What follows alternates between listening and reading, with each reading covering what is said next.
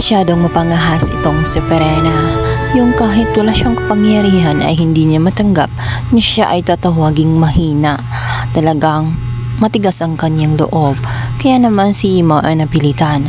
Kahit buhay ang nakasalalay, sa oras na gamitin niya ang mahika ay wala na siyang pakialam. Ang malaga ang mailigtas niya itong si Perena, dahil kapag napahamak ito, malamang ay wala nang makakatuntuhan kung saan nga naroon itong si Terra at hindi na mababalik sa Encantadia.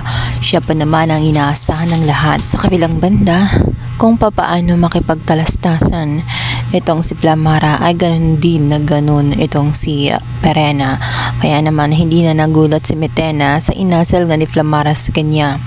Napakahusay at napakatalim ng dila kagaya ng kanyang ina. Ngunit kahit ganun pa man ay hanggang salita na lamang sila, sapagkat wala umano silang kapangyarihan.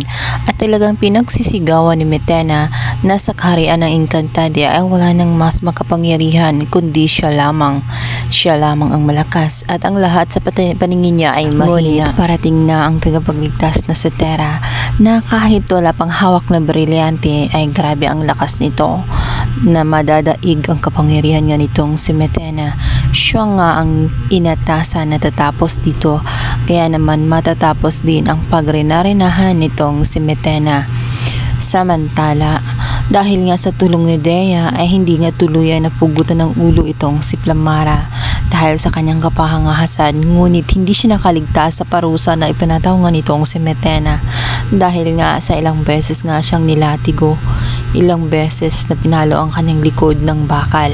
Tiniis ang lahat nitong si Flamara, ngunit mabuti na lamang yun kesa naman kinitil ang kanyang buhay at hindi na sila muling magkita ng kanyang inang si Perena. Kaya naman malaki ang utang na loob at pasasalamat niya dito kay Dea dahil sa kabutihan ng puso nito. Nakita niya kung paano nalungkot itong si Dea sa oras na pinalo siya ng pinalo ng bakal sa likod, ngunit walang magawa kundi titigan na lamang siya. Sa kabilang banda, si Imaw ay nagkaroon ng consequence matapos nga niyang gawin ang salamangka. Nawalan na nga siya ng paningin